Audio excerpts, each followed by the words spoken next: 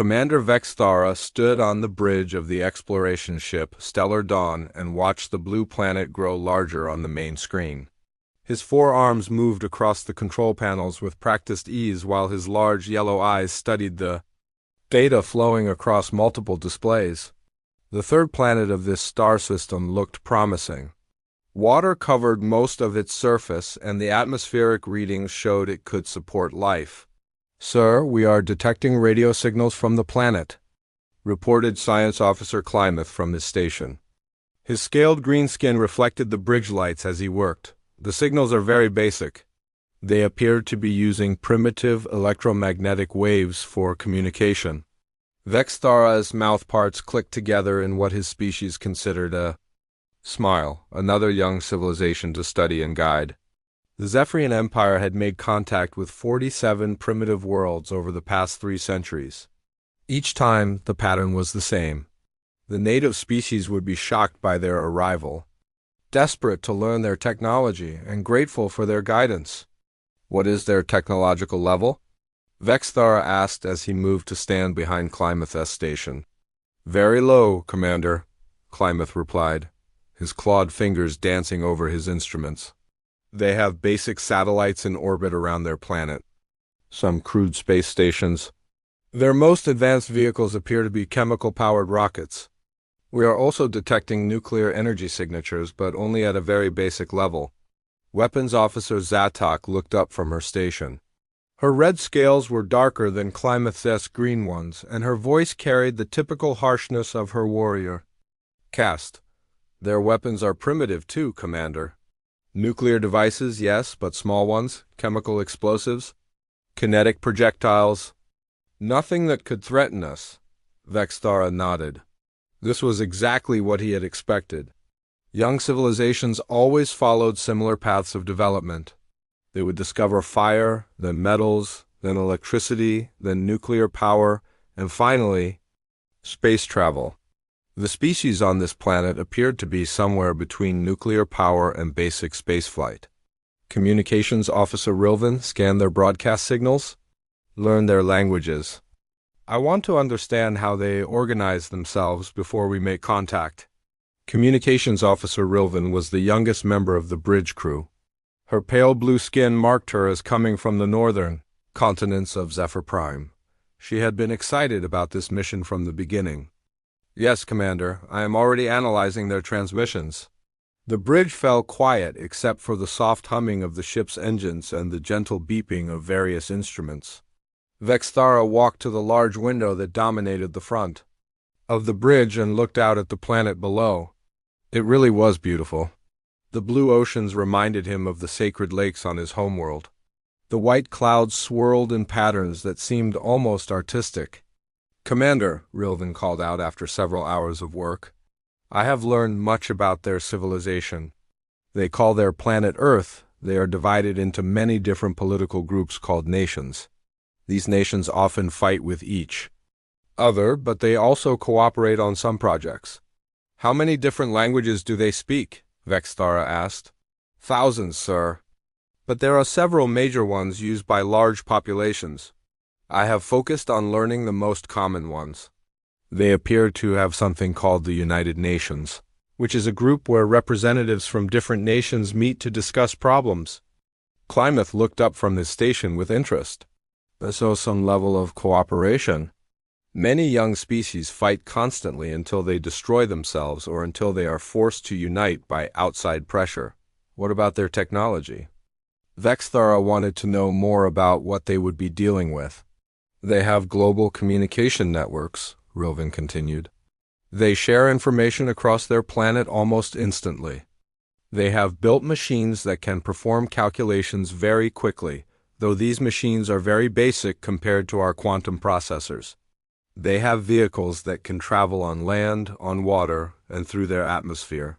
"Any signs of faster than light travel?" Vexthara asked, though he already knew the answer. "No, sir. Their fastest vehicles can barely escape their planet's gravity. They have sent a few small devices to other planets in their system, but these missions take many months or years to complete." Zatok spoke up again. Commander, I have completed my scan of their defensive capabilities. They have a few thousand nuclear weapons spread across their planet. Most are controlled by a small number of the larger nations.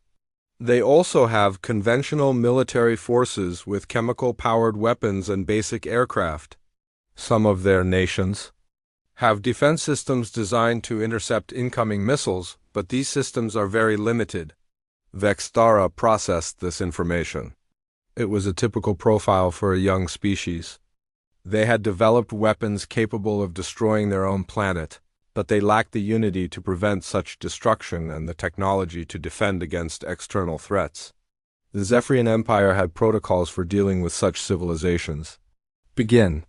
Standard first contact procedures, he ordered. But maintain our position outside their detection range for now. I want to observe them a little longer before we reveal ourselves. For the next several days, the crew of the Stellar Dawn watched Earth carefully. They observed the humans as they went about their daily lives. They watched their cities, their transportation systems, their industrial facilities. They monitored their communications and learned more about their languages and cultures. What they saw confirmed their initial assessment. The humans were a young species with impressive potential but limited current capabilities. They showed creativity and adaptability, traits that would serve them well as they developed more advanced technology under Zephyrian guidance. Sir, Kleineth said on the fourth day of observation, I have noticed something interesting. While their technology is primitive, their scientific knowledge is more advanced than I would expect. They understand many complex principles of physics and chemistry. Their astronomical observations are quite detailed. That is not unusual, Vextara replied. Many species develop theoretical knowledge before they develop the technology to apply it practically. It often takes centuries for theory to become technology. Yes, sir, but there is something else. I have been analyzing their historical broadcasts, the ones they use for entertainment and education. They have many stories about contact with beings from other worlds. They seem to have thought about this possibility quite a lot. Rilvan added, they have something they call science fiction. Many of their stories involve contact with alien species. Some of these stories imagine peaceful contact, others imagine conflict. They seem to have considered many different possibilities. Interesting, Vextara mused.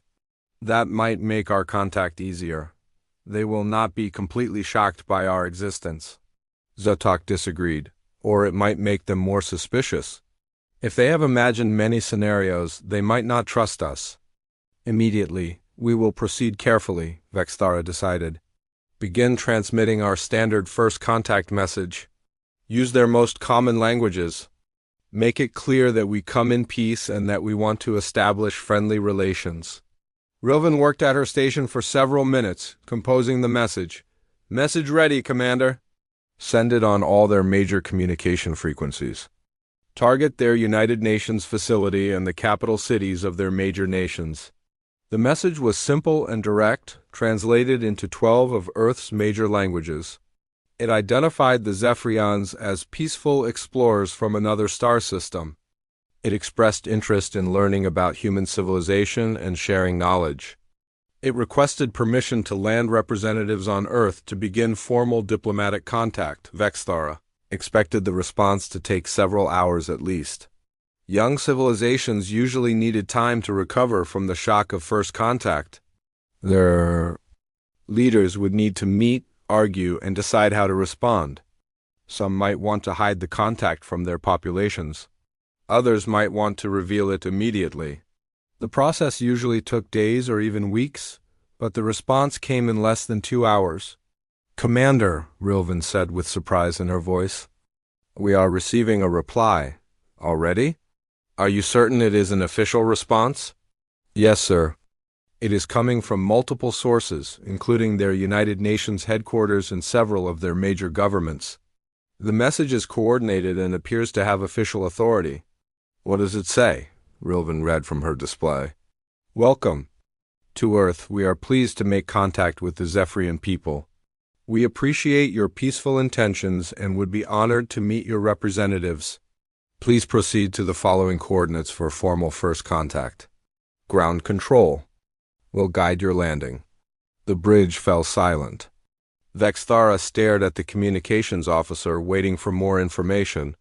That is the entire message, sir, Rilvin confirmed. No expressions of shock? No questions about our intentions? No demands for proof that we are real? No, sir. Just a simple welcome and an invitation to land? Klamath looked puzzled. This is very unusual, Commander. In our experience, first contact with primitive species involves much more emotional response.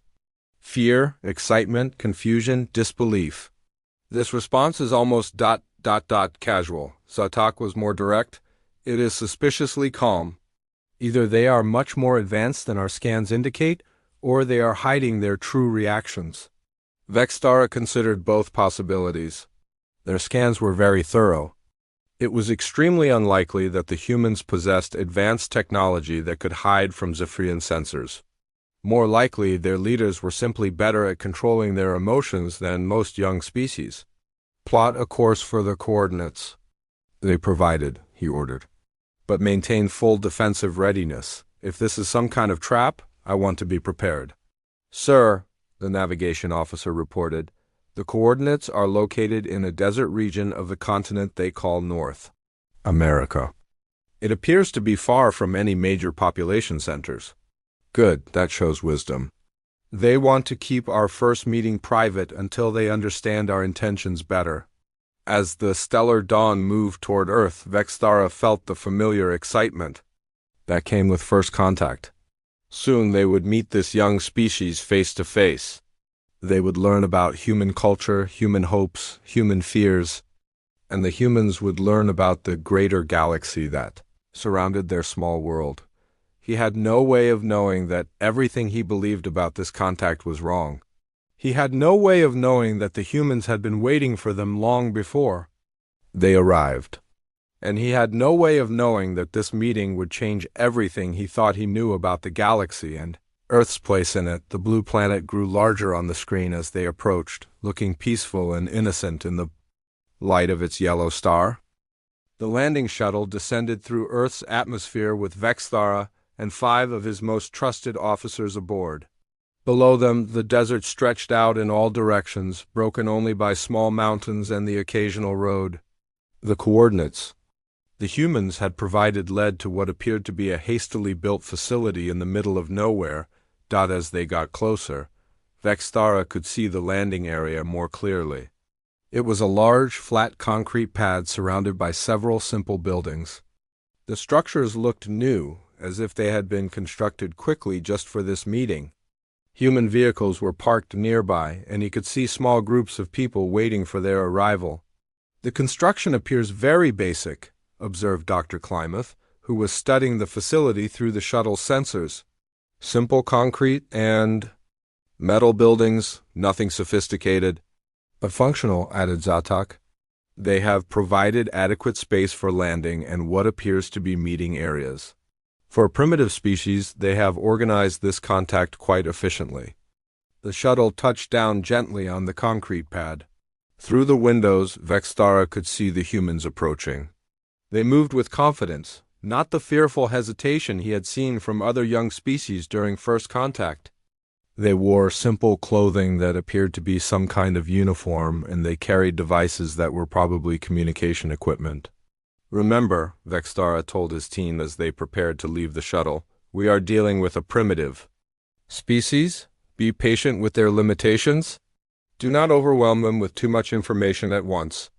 Our goal is to establish trust and begin the process of gradual technological advancement.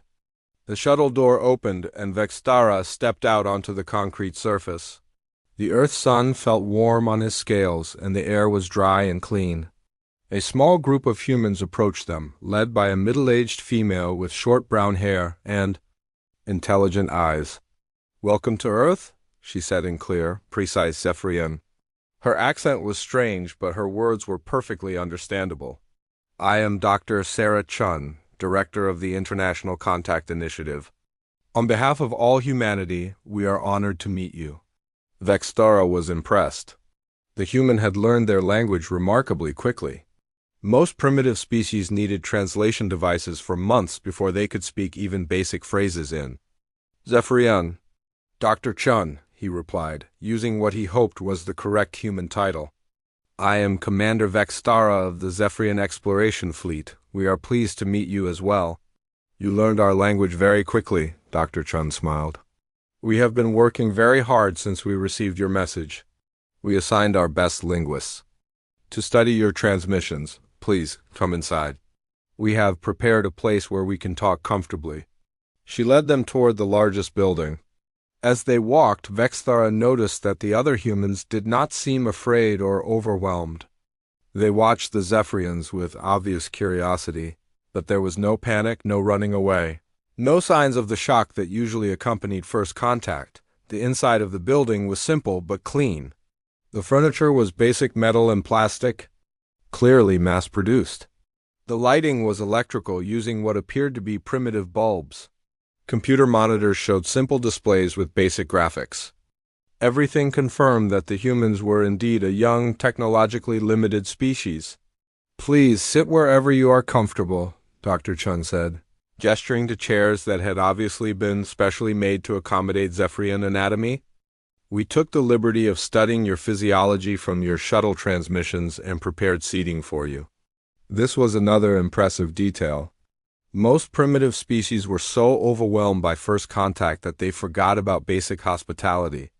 The humans had not only remained calm enough to think about comfort, but they had analyzed Zephyrian anatomy and built appropriate furniture in just a few days. Dr. Chun introduced the other humans present. There was Dr. James Wilson, described as a physicist. General Patricia Martinez, identified as a military representative. Professor Michael Zhang, introduced as a historian and cultural expert. Ambassador Lisa Thompson, representing Earth's governments. Each of them greeted the Zephyrians politely and professionally. We have many questions, Dr. Chun began once everyone was seated. But first, we want to express our gratitude that you chose to contact us peacefully.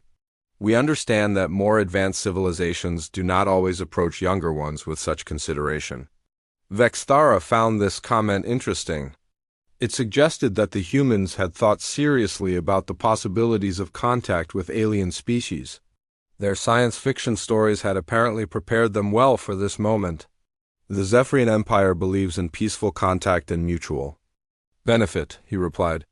We have encountered many young civilizations like yours. We prefer to share knowledge and help species develop their potential rather than impose our will upon them. That is very reassuring, said Ambassador Thompson. We were hoping that would be your approach. We have prepared a tour of our facility, so you can see some of our current capabilities. We thought you might be interested in understanding our technological level. Over the next several hours, Dr. Chun and her colleagues showed the Zephyrians around the facility. They visited laboratories where human scientists demonstrated their equipment. The computers were indeed primitive, using simple processors and basic programming languages. The scientific instruments were functional but crude compared to Zephyrian technology. In one laboratory, Dr. Wilson showed them human weapons technology, chemical explosives, kinetic projectiles, and a small nuclear device that had been disarmed for display purposes. We know these are very basic compared to what you probably have, he said with what appeared to be embarrassment. But they represent the best of our current military technology. They are appropriate for your current level of development, Vexthara assured him diplomatically. Every civilization must begin somewhere. With time and guidance, your technology will advance significantly.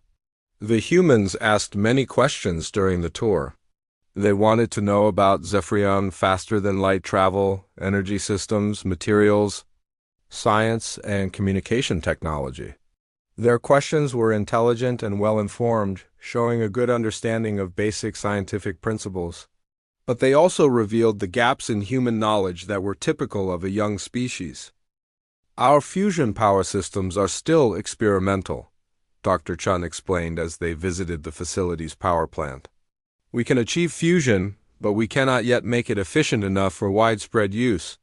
We are very interested in learning about your energy systems. We use quantum energy extraction, Klamath explained. It is much more efficient than fusion, but it requires materials and techniques that are beyond your current capabilities. However, we could help you improve your fusion technology as a stepping stone. The humans seemed genuinely excited by this possibility. They asked detailed questions about fusion improvement techniques and took careful notes of everything Klamath told them. Their eagerness to learn was exactly what Vexthara expected from a primitive species encountering advanced technology for the first time. But Dr. Klamath was beginning to notice things that puzzled him. The facility was supposedly built quickly for this meeting, but some of the construction showed signs of age that did not match that timeline. Scratches on metal surfaces, wear patterns on floors, small repairs that indicated long use. It was as if parts of the facility were much older than they appeared. There were other small details that seemed odd. The human computers were primitive, but the interfaces were too polished, too refined. The weapons were basic, but the engineering was too precise. The scientific instruments were crude, but they showed evidence of having been used extensively. For years, most puzzling of all were the humans themselves. They were definitely impressed by Zephyrian technology, and they asked the right questions for a primitive species. But they were too composed, too prepared.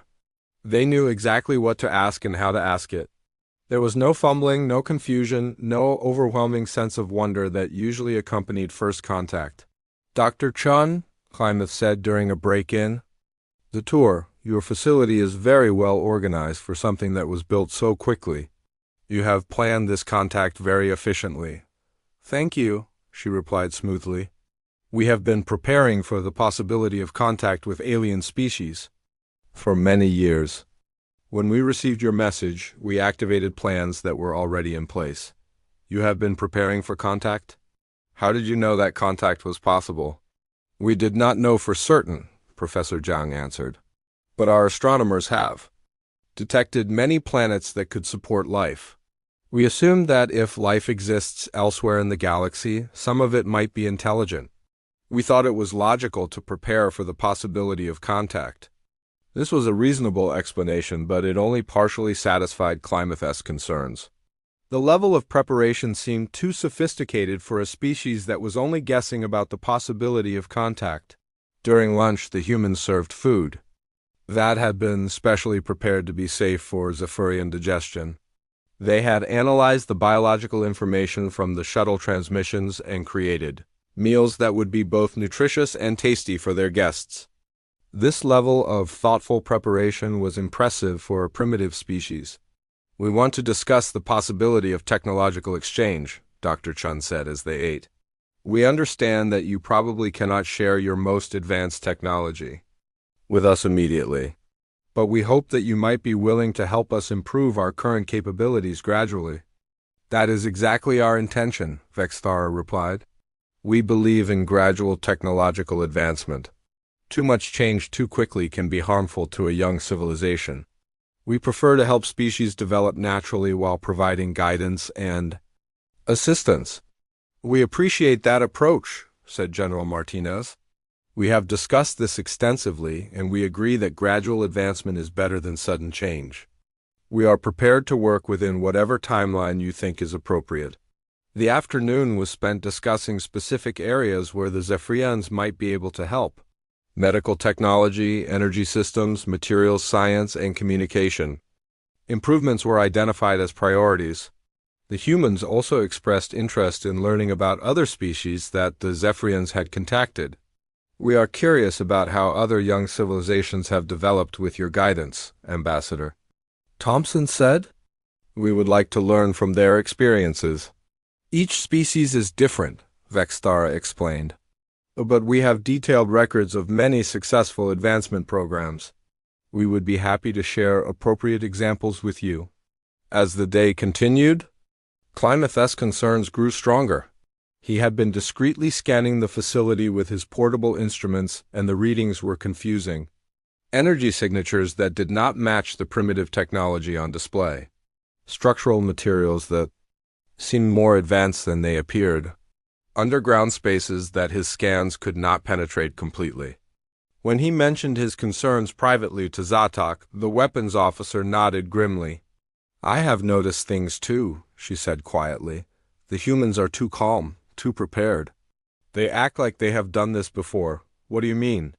They know exactly how to interact with us.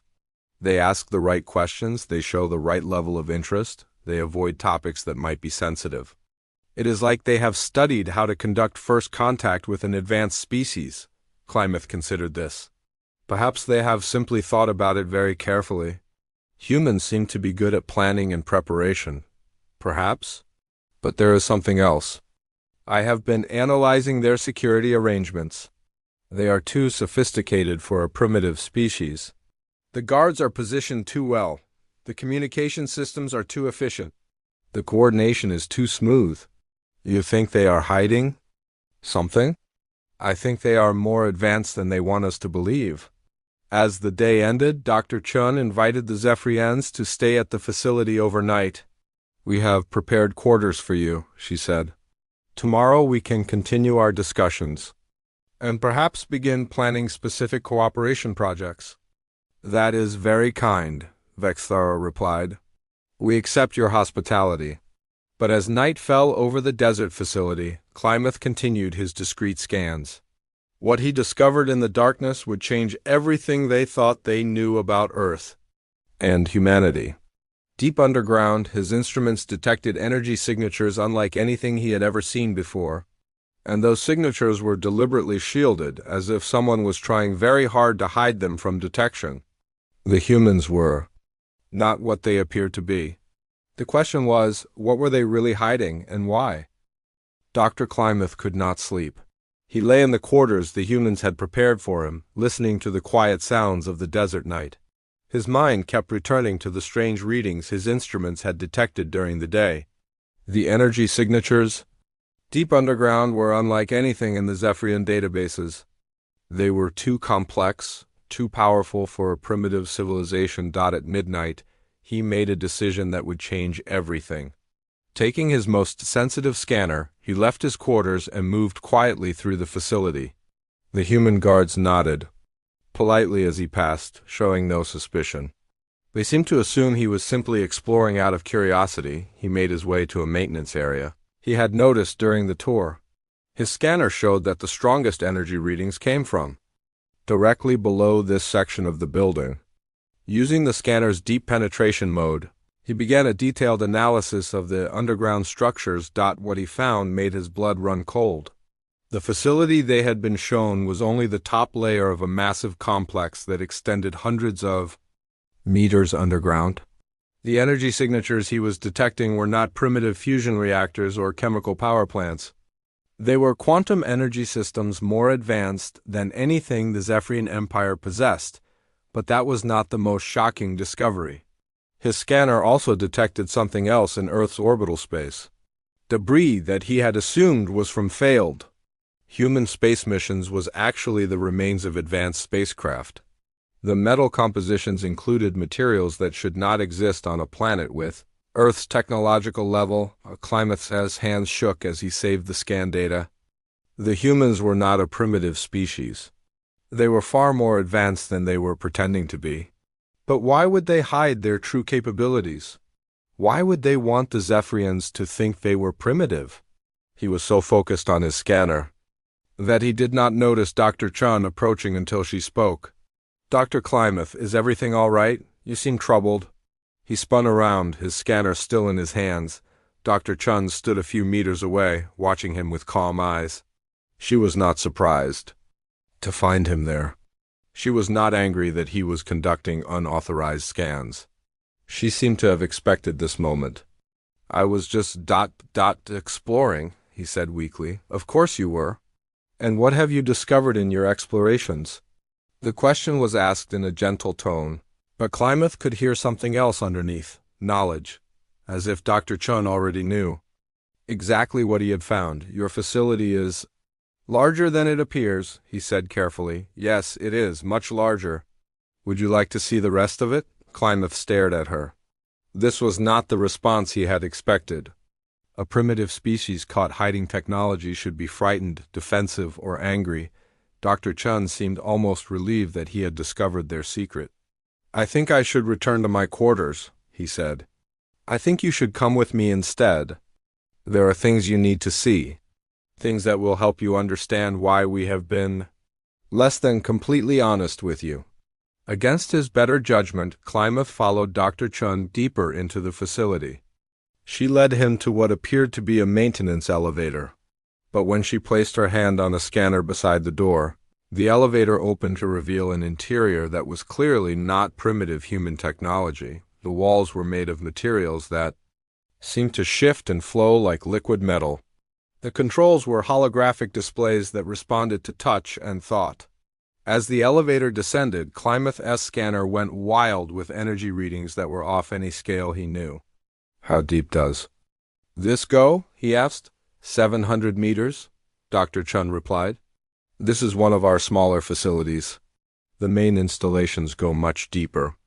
The elevator stopped, and the doors opened to reveal a sight that made Klamath's legs weak. They were standing at the edge of a vast underground complex that stretched as far as he could see. The ceiling was hundreds of meters high, supported by pillars of the same flowing metal material. The air hummed with energy from machines and systems that were beyond Zephyrian understanding. Hundreds of humans moved through the complex, working at stations and terminals that displayed information in languages Klamath did not recognize. But what shocked him most were the vehicles he could see in the distance. Spacecraft that were sleek, advanced, and clearly designed for interstellar travel. "Welcome to Earth's true face," Dr. Chun said softly. "This is what we really are. But your surface technology, your primitive computers and weapons ... double quote, are real. They represent the level of technology we allow most of our population to use, but they are not the limit of what we can build." Dr. Chun led him to a viewing platform where they could see more of the complex. Wall displays showed star maps that included detailed information about dozens of star systems. Klamath recognized some of them, including the Zephyrian home system. "You have been watching us," he said with growing horror. "For 37 years, since your species first developed faster-than-light travel, we have monitoring stations throughout your space. We know about your exploration program, your contact protocols, your military capabilities. That is impossible. Our sensors would have detected any monitoring stations. Your sensors detect what we want them to detect. Our stealth technology is considerably more advanced than your detection systems." Klamath felt like the floor was falling away beneath him. Everything they thought they knew about this contact was wrong. The humans had not been discovered by the Zephyrians. The Zephyrians had been allowed to find Earth. "Why?" he asked. "Why are you pretending to be primitive? Why hide your true capabilities?" Dr. Chun touched a control panel, and a large holographic display appeared in front of them. It showed a timeline spanning thousands of years, marked with the rise and fall of dozens of different species. "Because we learned a long time ago that the galaxy is not a safe place for those who appear strong. We have been contacted by 43 different alien species over the past 8 centuries. Each one believed they were the first to discover us. Each one thought we were a primitive species that needed their guidance." 8 centuries? But that would mean you have had advanced technology for ... much longer than you assume. We have been traveling between stars for over 1,000 years. We have colonies in 17 different systems. We have technology that could level mountains or build them. We could destroy a star system or create new worlds. The holographic display changed to show detailed information about various alien species. Klamath saw species he recognized, but also many he did not. Some of the entries were marked in red, others in green or yellow. What do these colors mean? Red means extinct. Yellow means relocated or confined to their home systems. Green means they passed our tests and were allowed to continue developing freely. Tests? What tests? The same test you are taking right now. When a species contacts us, we evaluate their intentions, their ethics, their treatment of other civilizations. Those who prove to be peaceful and wise are guided away from Earth with their memories adjusted. They never know we are more than we appear. Those who prove to be aggressive or dangerous are destroyed, Klymeth finished with a whisper. Are stopped before they can harm others, yes. The full scope of what Dr. Chun was telling him hit Klymeth like a physical blow. Earth was not a newly discovered primitive world. It was the secret center of a galactic intelligence network that had been operating for centuries. Humanity was not a young species learning about the galaxy. They were ancient players who had been shaping galactic development from the shadows. The Zephyrian Empire. What is our evaluation so far? Still in progress. Your contact protocols are peaceful, which is encouraging. Your treatment of previous primitive contacts has been generally benevolent, though not perfect. Your species shows capacity for wisdom and growth. Dr. Chun led him to another section of the complex where they could see human technicians working on spacecraft that were clearly more advanced than anything in the Zephyrian fleet. The ships were sleek and seemed to bend light around them. Energy readings from their engines were beyond measurement. How many of these ships do you have? Enough. Our fleet is positioned throughout the galaxy. We monitor every spacefaring species. We intervene when necessary to prevent wars, genocides, or technological disasters that could threaten multiple worlds. You are the secret rulers of the galaxy. No. We are its guardians. We do not rule. We do not control. We guide and protect. There's a difference. Klymeth's scanner beeped, drawing his attention to readings that showed massive energy buildups throughout the complex. What is happening? Your ship in orbit has been trying to contact you. Commander Vexthara is becoming concerned about your absence. We are preparing to bring your entire crew down here for a complete briefing. You are going to reveal the truth to all of them. The test is moving to its final phase. Commander Vexthara will need to make a choice that will determine the fate of your entire species. He should make that choice with complete information. As if summoned by their conversation, elevator doors opened and Commander Vexthara stepped out, followed by the rest of the Zephyrian crew. Their faces showed the same shock and confusion that Klymeth had felt when he first saw the underground complex. Klymeth, what is this place? Vexthara demanded. Commander, we have been deceived. The humans are not primitive. They are more advanced than we are, much more advanced. Dr. Chun stepped forward. Commander Vexthara, welcome to Earth's true command center. I apologize for the deception, but it was necessary. We needed to evaluate your species before revealing our actual capabilities. Vexthara looked around the vast complex, his forearms hanging limply at his sides. How long have you been watching us? Since before your species achieved interstellar flight. We have detailed records of your civilization's development, your exploration programs, your contact with other species. We know about every world you have contacted, every agreement you have made, every conflict you have resolved or failed to resolve. This is impossible. We would have detected you. You detected what we wanted you to detect. Our technology is several centuries ahead of yours, Commander. We could destroy your fleet without it ever knowing we were there. We could eliminate your homeworld and make it look like a natural disaster. We could erase your species from the galaxy and no one would ever know you had existed. The threat was delivered in Dr. Chun's calm, professional voice, but the words hit the Zephyrian crew like a physical attack. Zataka's hand moved instinctively toward her weapon, then stopped as she realized how pointless such a gesture would be. Why are you telling us this? Vexthara asked. Because you need to understand what is at stake. Your species is at a crossroads, Commander. The choices you make in the next few hours will determine whether the Zephyrian Empire continues to exist or becomes another red entry in our historical records. Dr. Chun gestured to the holographic displays around them. We have been evaluating your species for decades. Your peaceful contact protocols are encouraging. Your generally benevolent treatment of primitive worlds shows wisdom. But there are concerning elements in your expansion patterns and some of your military policies. What elements? Your tendency to impose Zephyrian cultural values on contacted species. Your assumption that technological advancement always equals social improvement. Your unwillingness to accept that some species might prefer to develop differently than you expect. Vexthara felt like his worldview was crumbling around him. Everything they thought they knew about the galaxy, about Earth, about their own importance, was wrong. They were not advanced explorers bringing enlightenment to primitive worlds. They were children being evaluated by beings who had been manipulating galactic development for centuries. What do you want from us?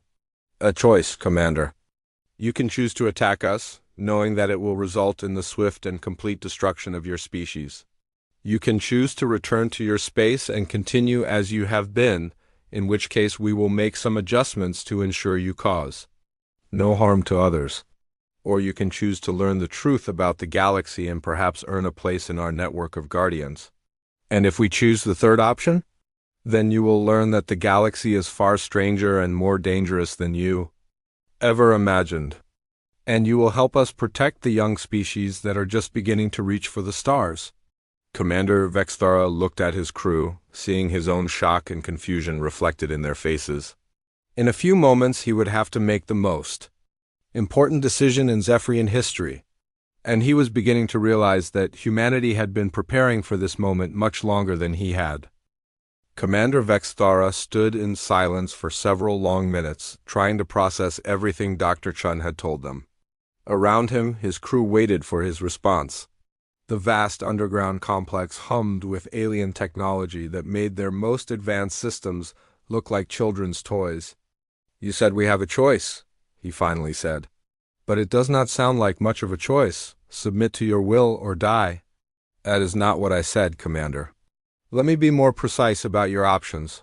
Dr. Chun touched a control panel and the holographic displays changed to show detailed star maps. "Your first option is to attack us. You would lose and your species would be eliminated. But the choice is yours to make. And the second option? You return to your space with modified memories. You would remember making peaceful contact with a primitive human civilization. You would believe that we agreed to gradual technology. Sharing over many years, your species would continue to develop naturally, but we would guide your expansion to prevent conflicts with other civilizations." Vexthara studied the star map, noting how many systems were marked with various symbols. "How many species have you given modified memories?" 37 different civilizations. Most of them never knew we were anything more than a young species they helped develop. They believe they guided us toward advanced technology over decades or centuries. They feel good about their benevolent actions while we quietly prevent them from harming others. Dr. Klymeth spoke up from where he stood with the scanning device still in his hands. "And the third option?" "The third option is the most difficult. You learn the complete truth about the galaxy and humanity's role in it. You become part of our network of guardians. But this choice comes with costs that you may not be willing to pay." "What costs?" Dr. Chun gestured to another section of the holographic display. It showed detailed information about species Vexthara did not recognize. You would learn that the galaxy is far more dangerous than you imagine. There are threats out there that could destroy entire sectors of space. Ancient machines that still function after millions of years. Species that consume other civilizations for food or sport. Beings of pure energy that view physical life as something to be eliminated. The display showed images that made Vexthara's blood run cold. Vast machines that stripped planets down to their cores. Creatures that existed in the space between stars and fed on the life force of entire worlds. Ships the size of moons that moved through space, consuming everything in their path. "These threats are real," Dr. Chun continued, "and they are active. Right now, as we speak, there are 17 different crisis situations in various parts of the galaxy, species being invaded by machine intelligences, worlds being consumed by energy parasites, young civilizations being corrupted by ancient influences that turn them into weapons of destruction." Zeta could not contain herself any longer. "If these threats are so dangerous, why do you not simply eliminate them?" "Because we cannot. Some of them are too powerful even for us." Others exist in forms that make them difficult to fight directly.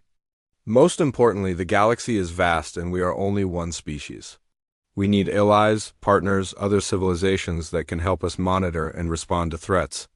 Dr. Chen led them to a new area of the complex where they could see what appeared to be a war room. Multiple large displays showed real-time information from across the galaxy. Humans worked at stations, coordinating responses to various situations. "This is our primary monitoring center," she explained. "We track threats, coordinate responses, and manage intervention operations across 47 different sectors of space. But we are stretched thin. We need more guardians." On one of the displays, Vexthara could see a star system under attack by something that looked like a massive mechanical spider. Human ships were engaged in battle alongside vessels from species he did not recognize. "Who are those other ships fighting with you?" "Species that passed our tests and chose to become guardians. The Kethmori from the Andra sector, the Veltar from the Outer Rim, the Zindai from the core worlds. 12 different species currently work with us to protect the galaxy." "And the species that failed your tests?" Dr. Chin's expression grew somber. "Some were relocated to isolated systems where they could develop without threatening others. Some were confined to their homeworlds until they learned wisdom, and some—" She paused, looking at a section of the display marked in red. "Some gave us no choice but to stop them permanently." The display showed the remnants of what had once been a star system. Only debris and radiation remained where planets had once orbited their star. "The Krexener Empire," Dr. Chun said quietly. "They enslaved 43 different species and were planning to use biological weapons to eliminate all life in this sector except their own. We gave them multiple chances to change their behavior. They responded by accelerating their genocide programs. You destroyed an entire star system? We evacuated the enslaved populations first. The Krexener had 3 months to reconsider their actions. They used that time to build more weapons and plan larger massacres. We had no choice." The weight of what Dr. Chun was telling them settled on the Zephyrian crew like a physical burden. The galaxy was not the place of peaceful exploration and gradual development they had imagined. It was a battlefield where ancient horrors still moved through the darkness, where civilizations rose and fell based on choices they made when they first reached for the stars. "Why are you telling us all of this?" Vexthara asked. "Why not simply give us modified memories and send us away?" "Because we need help, Commander. The threats are growing stronger and more numerous. Ancient systems are awakening after millions of years of sleep. Young species are developing dangerous technologies. Faster than ever before, we cannot handle everything alone." Dr. Chun brought up another display that showed the Zephyrian home system in detail. Vexthara was shocked to see how much the humans knew about his people. They had information about Zephyrian military installations, population centers, industrial facilities, even individual government officials. "Your species shows potential to become guardians," she continued. "Your contact protocols are generally peaceful. Your military is competent but not aggressive. Your scientists are intelligent and adaptable. Most importantly, you have shown the ability to cooperate with other species. But there are problems with our evaluation?" "Yes, your tendency to impose your cultural values on other species is concerning. Your assumption that all civilizations should develop along the same path as yours shows a lack of understanding about diversity, and some of your military leaders have shown disturbing attitudes about the use of force." Zatok stepped forward. "What attitudes?" "General Morthic S.'s recent proposal to use military force to accelerate development programs on primitive worlds. Admiral Kexver S.'s suggestion that resistant species should be conquered for their own good. These attitudes are similar to those we have seen in species that eventually became threats to galactic peace." Vexthara felt a chill run through him. He knew both officers Dr. Chun had mentioned. Their attitudes had concerned him as well, but he had not realized how dangerous they might appear to outside observers. "If we choose to become guardians, what would happen to those officers?" "They would need to be re-educated or removed from positions of authority. We cannot work with species that include elements prone to aggressive expansion or forced development programs. The conversation was interrupted by an alarm that echoed through the complex. Human technicians began working more urgently at their stations, and new information appeared on the displays. "What is happening?" Klamath asked. Dr. Chun checked a portable device. "We have a situation developing in the Kepler sector. An ancient machine intelligence has awakened and is beginning to consume inhabited worlds. We need to respond immediately."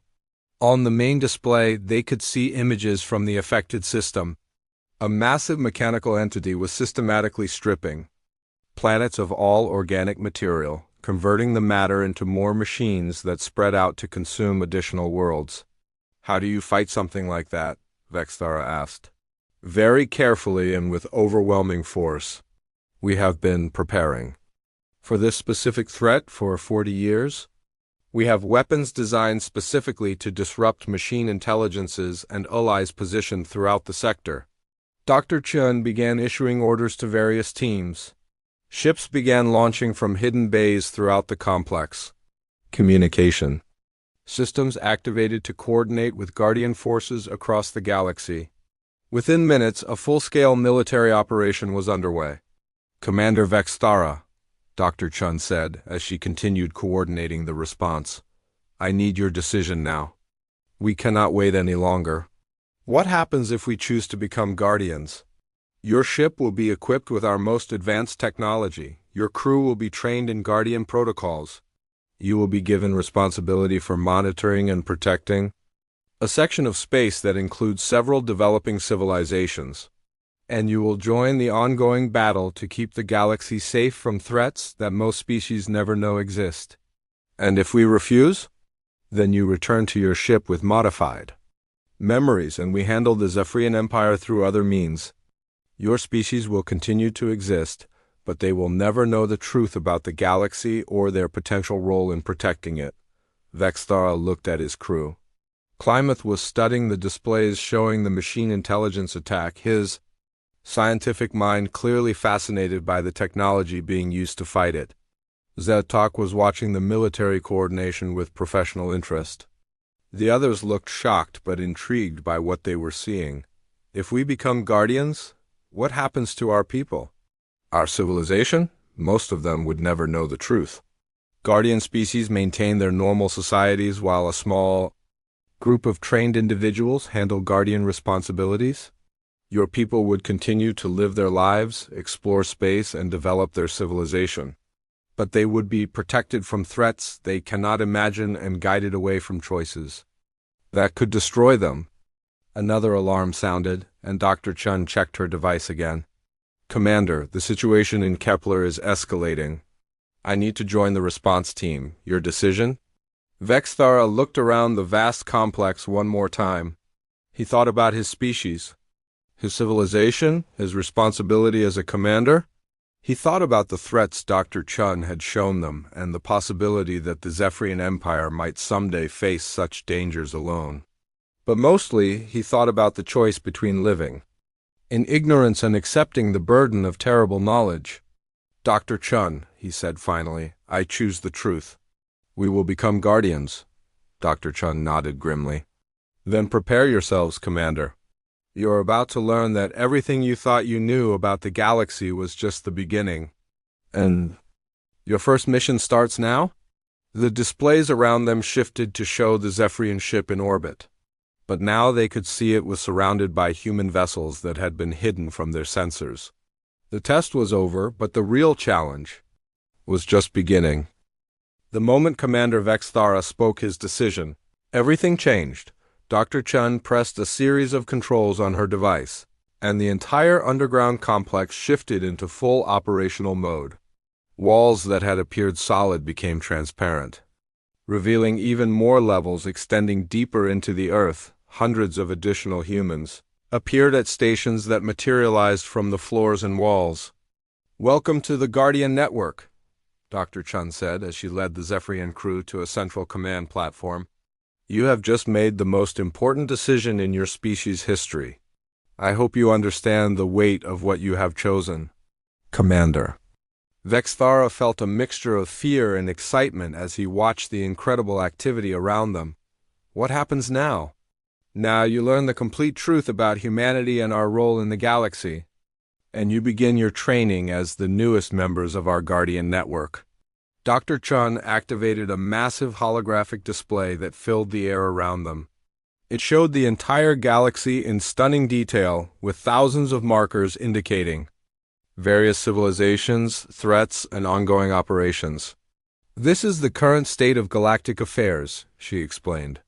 Every point of light represents either a civilization we monitor, a threat we track, or an operation we are conducting. As you can see, we are very busy. Klamath stared at the display in amazement. How long have you been doing this? Human civilization has been actively managing galactic affairs for 843 years. But our involvement began much earlier than that. The display changed to show Earth's history, but not the version the Zephyrians had expected. Instead of a young species gradually developing technology, they saw evidence of advanced human civilizations stretching back thousands of years. We were not always the Guardians, Dr. Chun continued. Long ago, humans were just another young species reaching for the stars. We were contacted by an ancient race called the Precursors, beings who had been managing galactic development for millions of years. What happened to these Precursors? They grew tired. After millions of years of watching over the galaxy, guiding young species, and fighting ancient threats, they decided it was time to rest. They chose humanity to take over their responsibilities. Why humans? Because we had something the Precursors found rare among intelligent species. We had the ability to adapt quickly to new situations, the willingness to sacrifice for others even when those others were strangers.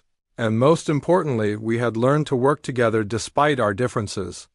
The holographic display showed images of early human space exploration, but these were not the primitive rockets the Zephyrians had expected.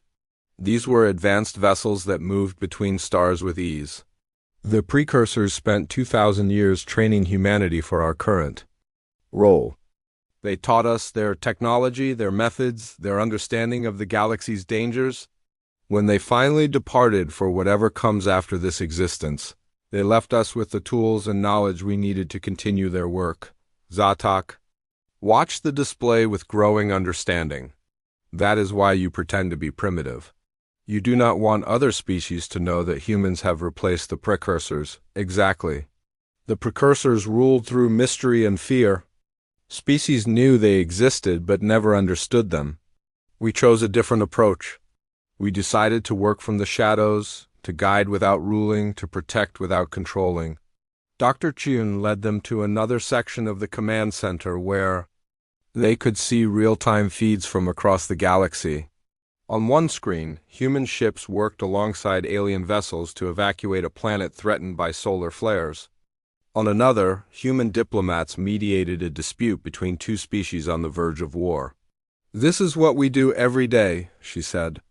We prevent wars, stop genocides, evacuate populations from natural disasters, and fight threats that most species cannot even comprehend. We do this work quietly, without recognition, because it needs to be done. Commander Vexthara studied the feeds, seeing the scope of human operations for the first time. How many humans know the truth? About 50,000. We call them the active guardians. They are the ones who work directly on Guardian operations. Another 500,000 know partial truths and work in support roles. The rest of humanity lives normal lives, unaware of our secret responsibilities. And now you want the Zephyrian Empire to join this network?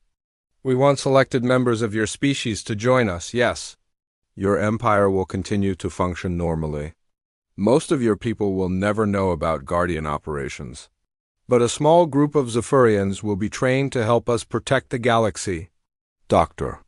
Chun activated another control, and the display showed detailed plans for Zephyrian integration into the Guardian network.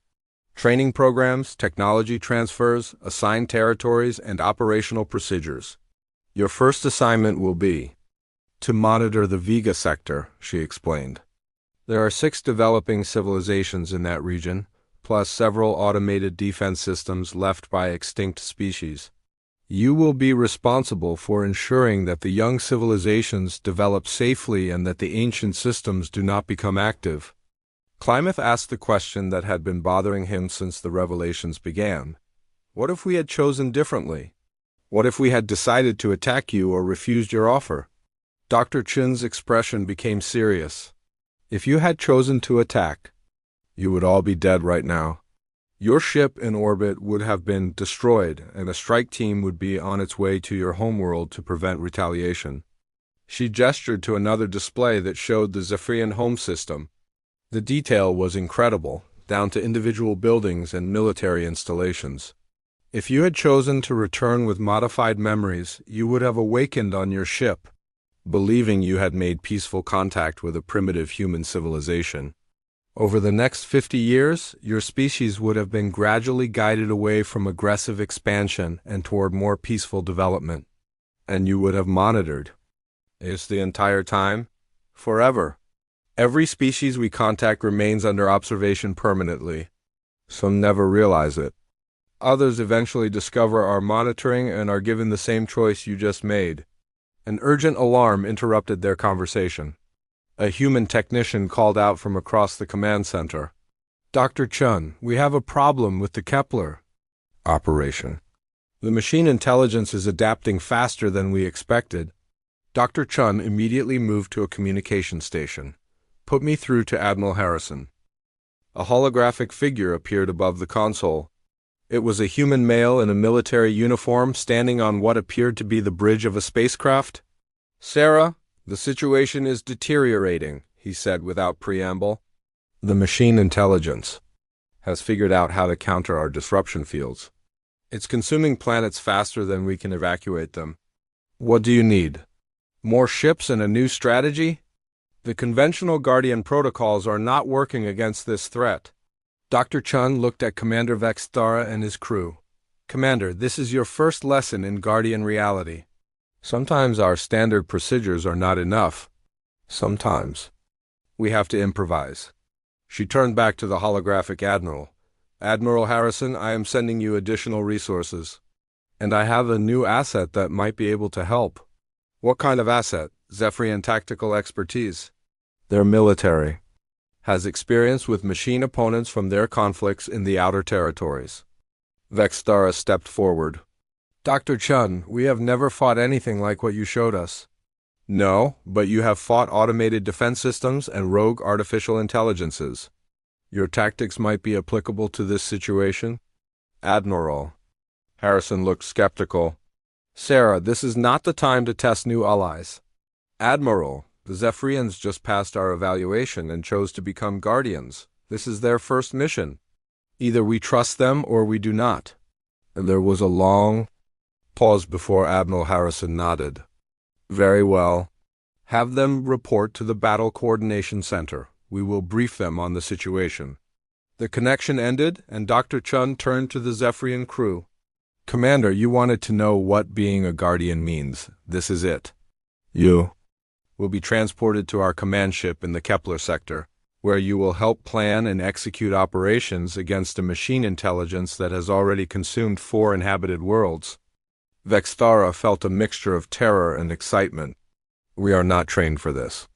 None of us were trained for this when we started. Guardian work requires constant adaptation and learning. You will be given advanced equipment and tactical support, but ultimately you will need to rely on your skills and judgment. Dr. Chun led them to a transportation platform that hummed with energy. This will take you directly to our command ship. The journey will take 30 seconds. As they stepped onto the platform, Klamath asked one final question. Dr. Chun, what if we fail? Then millions of beings will die, and the machine intelligence will spread to other systems. Failure is not an option. The transportation beam activated, and the Zephyrian crew found themselves standing on the bridge of a human warship unlike anything they had ever imagined. The vessel was enormous, filled with technology that seemed to bend the laws of physics. Through the main view screen, they could see a massive battle raging around a dying star system. Admiral Harrison approached them immediately. Commander Vextara, welcome to Guardian Operations. I hope you are ready to fight for the survival of everything we protect. In the distance, the machine intelligence continued its relentless consumption of worlds, growing stronger with each planet it destroyed. The Zephyrians realized that their old life of peaceful exploration was over. They were now part of something much larger and more dangerous than they had ever imagined. But as Vextara watched human and alien ships working together to fight an ancient horror, he also realized something else. They were no longer alone in the galaxy. They were part of a network of species dedicated to protecting life and preventing the darkness from consuming everything. "Admiral," he said, stepping forward, "what do you need us to do?" "Help us save a galaxy, Commander. Help us be worthy of the trust the precursors placed in us." As the battle raged around them, Commander, Vextara understood that this was just the beginning. The galaxy was vast and full of wonders and terrors beyond imagination. But humanity had shown them that it was possible to face those terrors together, to protect the weak and guide the strong, to be something more than just another species reaching for the stars. The Zephyrian Empire would never be the same.